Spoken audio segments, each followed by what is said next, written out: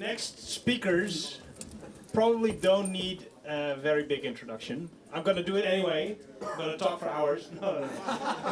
This is Berco. You've seen him this morning. These are his compatriots in Stacks, Sven and Sietse, and they will answer any and all questions, mostly about Python, pyGrun, and doing business. But I think you can ask them anything. So, is there already a very pressing question that you want to ask? All right, there's there. You're like an audience. My mic's off. Oh, it's not. Good morning, everybody. Hi, Goth. Hi. So this is my first time, so I don't know anything about the past. So let's just kick it off. You've been doing this for 15 years, right? Yes. Did you get to a point where you thought, okay, now it's going smooth, and now it's just rinse and repeat? This morning. This morning, really. Because I finally have help of Nicola, and I think he's in the room.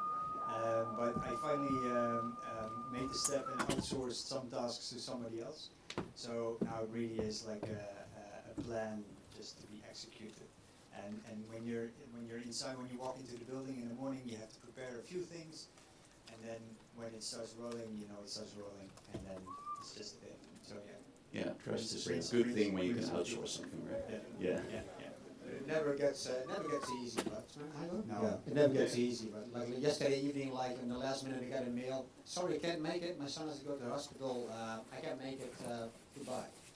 Okay, well the slots are filled, right? And we can't move everybody into the other room. So then what's your backup? That can happen as well, and that's also a little bit stressful always, right? So now, fortunately, we got somebody that gave the talk. But it's something that you can't take away. It can always happen. It's also, okay, then you're kind of a bit stressed, okay, how do we fill up? You want to go somewhere, it should be interesting. That never, over 15 years it hasn't changed, actually. No. So I was talking about the operational part, so organizing the day organization. That's become easy. That's been a playbook for many times. But getting the content is, of course, getting the sponsors, getting the content, that's a challenge. I have a question over here. Oh, you're going for the mic. Oh, dear. What's the part of the playbook you have to keep repeating and keep answering questions about where it's like, I thought it was clear over there, but apparently based on what you're currently doing, you didn't really pick up on the nuance of what we were trying to say in the playbook. What part is the most difficult to get across to somebody else?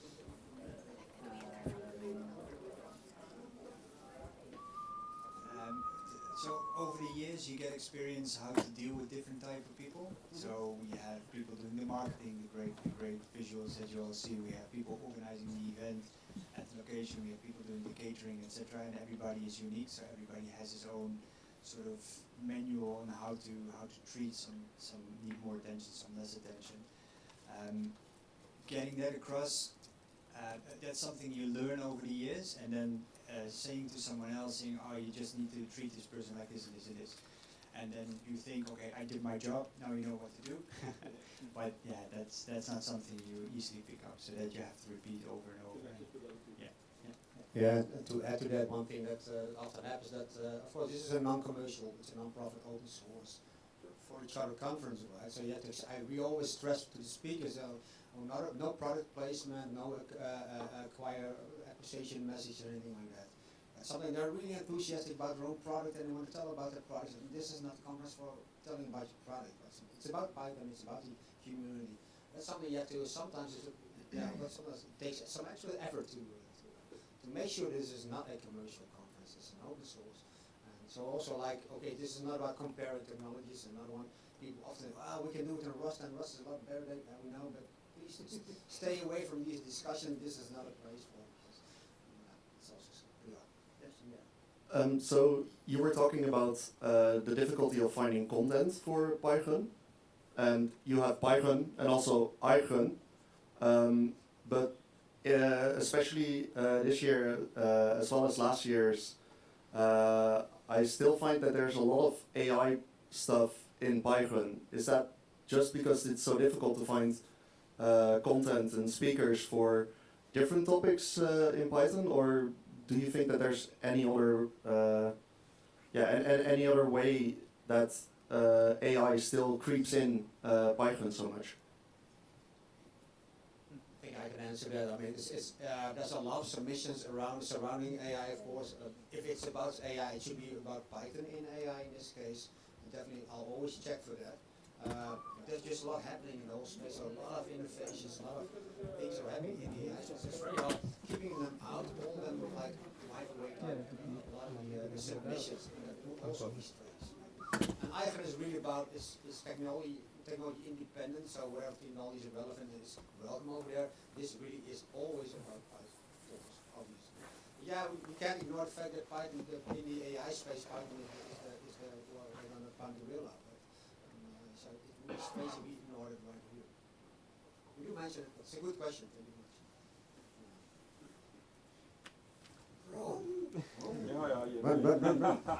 much. I'm running. Good morning. Of course, compliments for these mentioned that, but now also in public. If I think about the language and we bring it up as conversation, I often get, well, it's the most energy consumptive and the world is going to die. This morning I saw that if superintelligence 9% of the world electricity usage will be used for compute. So therefore, as a computer scientist, it's a beautiful language. At the same time, I see this elephant in the room. I always play it down, but I would like to have your opinion. Aren't we creating a system to oil or something of the future? These are conscience. So Yeah. Well, there will be heat death of the universe until that point. Until that point. So the question is how we feel about the energy consumption, how I feel about the energy consumption.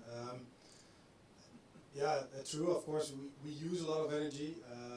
We have to be smart with it long term. But it also is about what do you develop with the language, right? So you have to be smart in the system you're building that should be efficient. So we can discuss like at the level of the language, like what is more energy consumptive, etc. But people use the system, and the way you build that system, that should be the place to look for, in my opinion. You can write really expensive code in C, which is known as lower energy consumption. But if you build a bad algorithm, it may consume a lot more money than you do with a similar program in Python. So I think that discussion is at the wrong level, to be honest. And if you pull that one level up, you have to look at the whole business and the way you process your data in the business. And take it from that level, so start it from that perspective. And look what you need from that perspective, and then you're optimizing for the whole execution, and then that will be less of a concern. And that's my opinion on how you should look at these problems. Yeah, and also that beneath the hood, often there's C running, but it's Python at the top level, but it hands it over to a C library, and it does a lot of computational stuff. For instance, NumPy is in C, of course, that's not in Python at all. So I think most of the computation in AI, for instance, is actually not in running the Python script itself, but it's actually running C. Fortran. Or Fortran. So it's cool. Thank you very much. Yeah. Here's another question. So I saw this year Python was sold out. I think it's been a couple of years that it's been sold out already. pyGrun, not Python. I also saw that there weren't that many new people coming to pyGrun. Does it make sense to do it on a larger scale next year, or is that something that could happen in the future? yes, bigger is better. Yes, definitely. As in, if we can sell more tickets and have more room for more developers, we will. The thing is, we're now limited to the space that we have in this building. We are looking for other locations. Niemeyer, for example, is one of those locations, which could be a bigger area, a bigger venue to have more people at this event. The other thing is that we're also doing the other event called pyGrun, and with pyGrun, I think we're talking to a broader range of people, so that more easily fits a bigger venue with a bigger audience. So we're still looking at the possibilities, but for now we're sort of limited to the maximum capacity of 4. We are, for instance, in talks with the Niemeyer factory here. They have like 40,000 square meter space, like a huge old factory building here in town. We are in talks already, and they're now turning it into like an ecosystem, kind of like hub for companies and also for events like this. So we're in talks with that. Maybe that will be bigger. I don't know. We don't know yet, but it should be at least as comfortable and as familiar as this, as cool and nice as this. So that'll take a couple of more years, but it might be that we have more space. See what happens, There was a question here, yeah. Hey guys, this is my first visit. Great show. I'm enjoying it. I'm old now. I'm in my 60s. I've spent my time specialising in working with shit code and making it better, looking at the code. Most of my younger colleagues, they're all vibe coding now. they think coding is for old men and that I should just retire. Should I? Or should I learn to vibe code? What does the panel reckon? Straw poll. Who thinks I should retire? No. So what you want to do? If you can afford it, always. That's a different question. Do the things you like. Is there a place for those skills in the future, or is it going to be a thing of the past? What do you reckon? I think there will always be room for that skill in particular, of course, but I see the profession is changing in the sense that indeed a lot of time is now spending coding the system, right? But if you look at from a business perspective or a consumer perspective or a research perspective, you're trying to solve a problem. And you need code to be written to solve that problem. But writing the code is now a problem by itself. You need people who can write the code, to understand the code, debug the code, maintain the code, etc. As where our cognitive load should go into the problem we're trying to solve. And the problem we're trying to solve is a business problem. So what I see in our profession is we're going, as we say, shift left a bit more, and it's not about your coding skills in particular, but it's more about the skills you're using to code, like thinking in systems, system thinking, abstract thinking, logical reasoning, and helping business owners or researchers to address their problem in a structured manner, describe that in a structured manner, which is of course code, but at a level that they also can read what's going on, and that can be natural language nowadays. And then, for example, have the AI systems try to build the system. And of course, there's a lot of vibe coding going on, which is nice for a small project, right? So you need a scope and a small scope, and if it breaks, yeah, then it breaks. Doesn't matter that much. So the other side of the coin is that you need to build in the feedback loops to keep your system maintainable. That's what we're looking in a lot. Like, hey, I'm writing this description of how my system should work, so that's where we should move through, and then how can we keep that maintainable long term. So I do think our profession will shift towards our competences being logical reasoning, structurizing information, data, processes, and help business owners, researchers, whoever develop good systems and have the AI support us in the whole process, and then still code or at whatever level it is remains, and we should be able to read it and debug it and do the things that the AI cannot solve for us. Yeah, I would say that the term is computer science for the education, right? It used to be called informatica here in the Netherlands. Informatics is, I think, the right term. It's a better term that describes what our profession is. Our profession is about building information systems. It's not about learning a certain language. It's about how you reason, as Sven says, how you reason about systems. How can you, what kind of information solves a specific problem? So we should think about an information system. That is our job. That's our profession. And for the foreseeable future, you will always need to understand what is being generated, understand the code, where it is being generated, whether it's like assembly or Python or C or whatever you think. So it's changing, it's shifting, but sometimes for the good, but we will always need you. That's a short answer. Don't retire. I have a question over here, but reminder to keep the mic close to your mouth. Oh, sorry, there. Hey, so most of us program for work, at least I hope. Do you still find time, and do you have any passion or hobby projects that you work on, just in your free time? Do you want to tell us about? Sietse? Come on, Sietse, tell. So then I'll start talking about my little kid. how can I make this about me? To be honest, yeah, most of, for me, it is my work, but it's also been my hobby from being a little kid. My passion is about building information systems and how business solve that problem. So my pet project is what we're building in the company.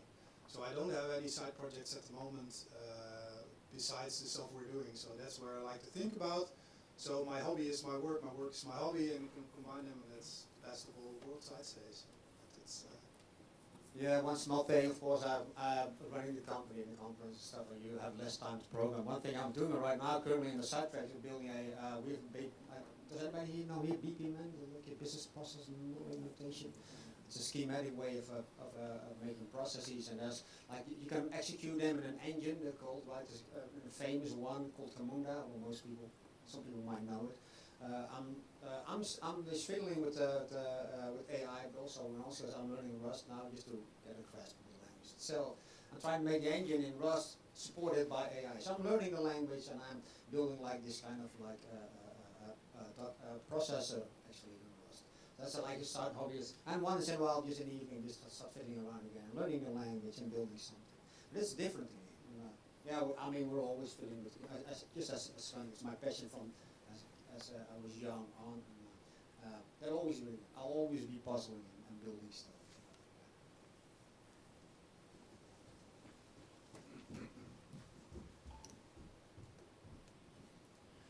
So, Astral SH, right, the company that created UV, Rough, they're making now the new, well, they don't call it a replacement for MyPy, but it's gonna be looking a lot like it.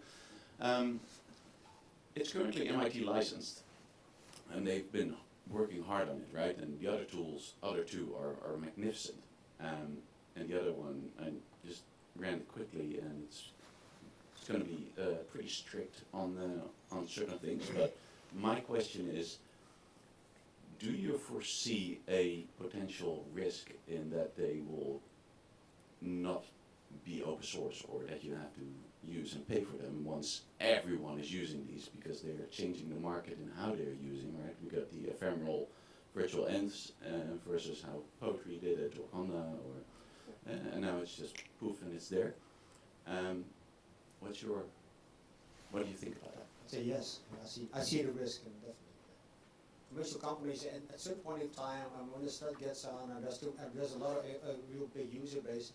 Whatever, look at the history of, well, we've been in the industry for 30 plus years. If you look at it, always kicks it off, open source, free, give it away, and then investors come into the play, and then heat is on a lot of the users, and then they start charging for it.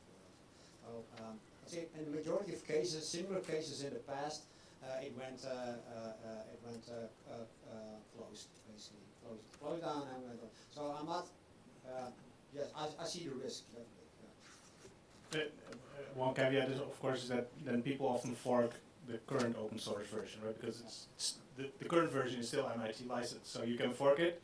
And you see that, for example, with Redis, that they went in a similar fashion. They had a more closed license at some point, and then they had a couple of forks that people switch to now often. So yeah, and Camunda is another example. Well, like it was open source all well, and became popular, and then they kind of closed it off, and then some people forked the old open source version. So you see that happening all the time. So yes, it is definitely a risk. Yeah. But that's also the reason I strongly believe in the whole open source community, right? For reasons Zippe also just mentioned. There's a lot of people. You can, as a company, you have a limited pool of people and talent you can address and you can pay for. But the whole open source community is driven by people who are enthusiastic about their profession, their hobby, whatever. And they will always start contributing. So once that happens, for sure people will invest their time in helping maintaining these tools. So yeah, I see the same risk as Berco, but also an opportunity with the whole way of the open source community. also, question over there. In the meantime, do you guys also open source stuff? We're planning to. The product we're developing called MySex, which helps solving the software problem from a business perspective. it's not a heavy development, but in the foreseeable future we're planning to open source it for sure. We strongly believe in giving back to the community. That's why these guys started the whole pyGrun conference, and we strongly believe in our company as well that we should give back the ideas. And for us three, it's our experience we're bringing into this product. And once we're satisfied that it supports the way we envision you should build digital businesses, we also want to provide it to other people, because there's too much time, too much money wasted in the whole world on IT projects, digital businesses that fail, which should not occur. So we're now in Python major version 3, right? What feature or features would you like to see in a Python 4? Should there be a Python 4? Guido once said there will never be a Python 4, right? It's an obvious. Microsoft also said there will not be anything after Windows 10. So Yeah, exactly. Maybe they should have kept their word. Sorry, I couldn't help myself there. What feature? Of course, moving up the guild, which is now, of course, truly, that's one thing. The typing might be improved, but it's more like a improvement of fundamental real changes in the language. I don't see them at the moment that should go in 4. As I said, maybe, but that's more like the runtime. Can you really remove the guild? Maybe. I don't see any. Maybe I have someone for the audience. Is there anybody who says, "Oh, this is a major feature that we need"? Curly braces. Sorry. No. Curly braces. Curly braces. Yeah, exactly. Tabs mandatory. Tabs mandatory. We've seen what a fuss it was going from Python 2 to Python 3. Anybody right? still remember going from 2 to 3 here, actively in the industry? Yeah, you've seen a mess, right? Still moving over. Oh, still moving over, okay. There Yeah, so yeah, that's a good argument against. That's why the reason that going through you said Python 4. never again. Right, other questions? So you've been doing this for quite some time, right? Organizing the conference. Can you give us your funniest anecdote?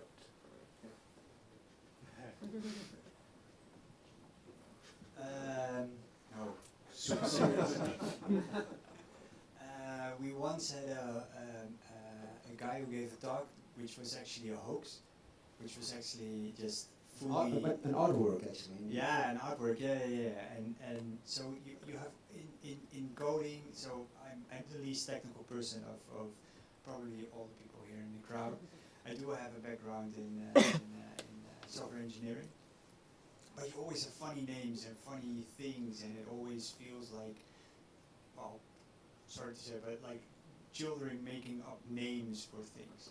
And this guy just gave a presentation with all these examples, and everybody in the audience just took it for true. And it was, I think, about file storage or something. And later at night, when we had drinks in a bar somewhere, we were talking, and his plan of his talk just fell apart. It was like, is this for real? Is this guy really for real? And then he said, no, I just made everything up. I'm an artist, he says. I'm an artist. Yeah. That was. You look at it and you're like, you really did that? You convinced the whole audience that a thing was true, but it was just made up. Yeah, another one I still remember is Mike Bayer. He's the guy behind SQL Alchemy, the author. SQL Alchemy gave a talk at the keynote about 10 years ago, I believe it was. And he built Space Invaders in SQL Alchemy. The audience went like, what? It was hilarious. Like he started up, oh, this is a normal talk about SQL Alchemy, and he went deeper. No, and now I've built Space Invaders within the SQL Alchemy. Like, what? One of the funniest starts I've seen. The audience was completely stunned. Yeah, we had some great keynote speakers over the years as well. The guy who guided Guido, Pemberton, Steve Yeah, Pemberton Steve from Pemberton. the University of Amsterdam. Yeah. We had the whole Krekel from PyTest. He was and Pemberton is like an old guy, but he still looks young. So my age. Way. Old, very, Oh, not that old. So when I think about him, I always think of the meme, like, hello, fellow kids. Because he dresses still young and he sits, and I didn't know who he was. I didn't know that he was giving the keynote. I was just standing in the back of the hall, and he was sitting all the way in the front, and he was sitting in his chair, all the way laid back like this. I was, oh, what is this old guy doing here? He's not even paying attention. And then it was time for him to give the keynote, so he stood up and he walked on stage and he gave the keynote. Who would you like to have as a keynote speaker, apart from Guido? Who would you want to have as a keynote speaker in the future? We gave up trying to convince him to come here. We did our best. He has the pyGrun t-shirts, but yeah. I got pictures of him wearing pyGrun t-shirts. Yeah. Maybe one day when he retires, comes back to the Netherlands. Yeah, but it's a good question. Maybe I think it should be something from either a great library or a great tool. I think in the AI space, there's a lot happening. There's a lot of great companies popping up, do a lot of Python need. I think some of these bigger names, bigger AI companies that do a lot of Python explain how they're using it, how they're running into the limitations, or using the strengths of Python. I think somewhere in the area there.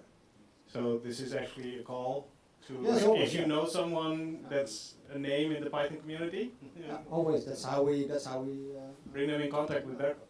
Yeah, because Arthur, for instance, brought on today's keynote. So I saw this guy. He says great talks, really mesmerizing, and said was really enthusiastic. So I looked it up, watched a couple of talks, and great. So this is keynote material.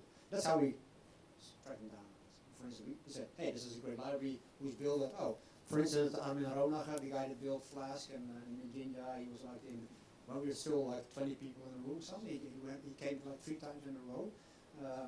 We just go, oh, this is a great line, that's a great guy, let's get him over, and then they get the key. That's how we do it. I think we have time for a couple more questions. Cool. There's more, these are possible questions. But you rehearse these, so. I got an instant answer on these.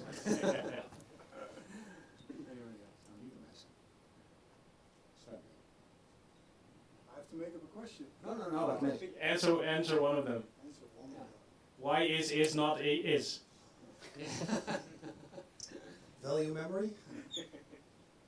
Now, of course.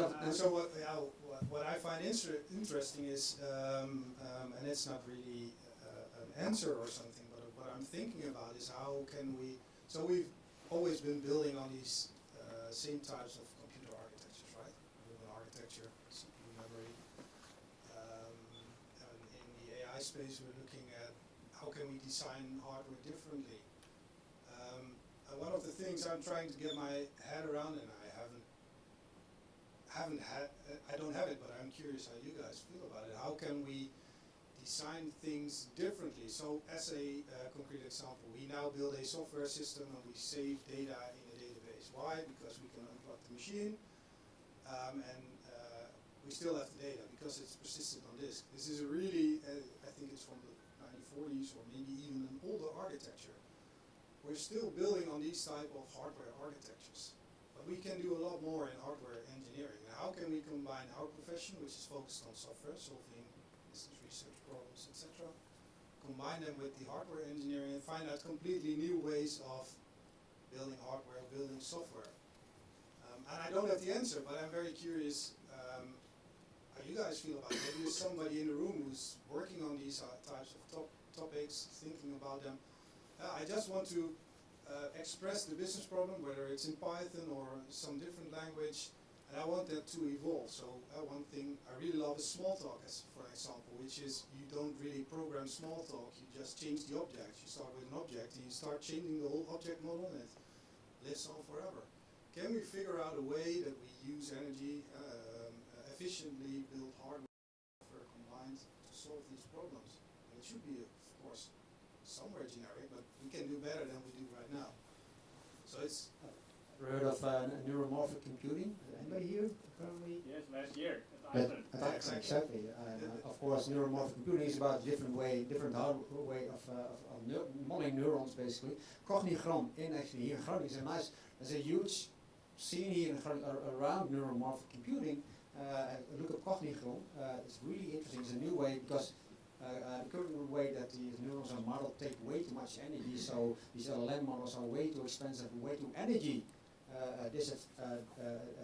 inefficient to train them, using a neuromorphic computer could really get it down like a mega factor of 6. There's a lot happening indeed. It's very interesting. There's one final question here. Yeah, I'm interested in an answer to how you build a strong team, because I hope you practice it, because you have experience over the years, lots of experience over the years. And the last presentation said you just need beer and bitterballen, and then you have a good team. I'm hoping you have some different insights, some tips and tricks that everyone should try or do, but that no one's actually doing.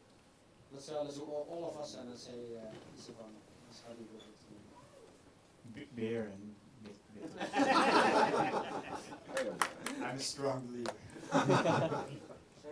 Well, it's all about culture. It's all about talent, and it's all about finding the right people to build a team. There's business needs. You have projects. You have goals. You have deadlines, etc. So sometimes you don't have the room and the freedom to pick the super best, most optimum person in the entire world. But actually, organizing events like this helps us getting the right people, getting the right cultural fit, getting the right technical experience. And that's basically the foundation of building a team. But it's a ongoing, everyday thing that you need to nurture. You need to nurture your team. You need to nurture your culture. And that's what we strongly believe in at Stacks. And that's why I hope we have a very great team. I hope everybody agrees to that. But yeah, that's basically the core concepts. So culture is important. Culture, the most yeah. important thing. Yeah. Well, I don't know if this is the most important. It's definitely super important to really think about that. To think about how does a person fit in a team? What does the team need as an addition to being able to perform even better? So it's definitely in it, but it's an ongoing puzzle. It's not that a person is the same every day for the rest of his life. It changes. He changes under pressure. He changes under whatever influence from the outside. So it's really a living organism almost. Yeah.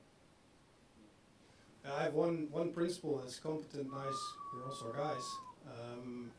And what I mean, competent, of course, we know what we mean by that. They should be professional in your job. But especially in our profession, we're reasoning about abstract concepts. It's not tangible. It's not building a house, building a road. We cannot see it. We have to make it up with our imagination. So communication is very important. And people I find most easy to communicate with are people who are nice. So I want competent, nice people in the team. And those are the things I look for. You can be the best of the best of the best, but if I cannot talk to you, you're not a nice guy or girl, then we cannot work together.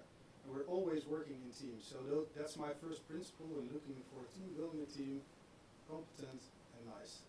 And I prefer nice over competent. Of course you should know your profession, but if you're the best of the best, you're an asshole, you're not working in a team. If you're good, but you're less good at the engineering, you're coachable, you can communicate with your seniors, etc., etc. And that's very important in the team. Yeah, I can add to that one thing. I think it's also important that you, of course, the cultural thing is hugely important, the skills are important. It's also important that it's a dynamic thing, and you're never done building a team. We've built many teams over the years, I guess. You should also, our goals in line, is the goal of the person in front of you in line with the goals that you have as a company. And you need to adjust constantly. Like the line should be like the goal of the developers. I want to know my skill. I want to have a nice team around me. I want to talk to customers. I just want to sit down and program all day. But it can be anything. Right? And you have to see are things in line with the thing you're trying to reach with the company. If things are not, if things are skewed there, it'll cause problems in the long run.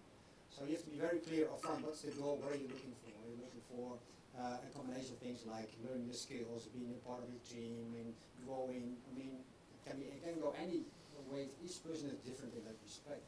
You have to check out, does your goal align with the goal that we have as a company?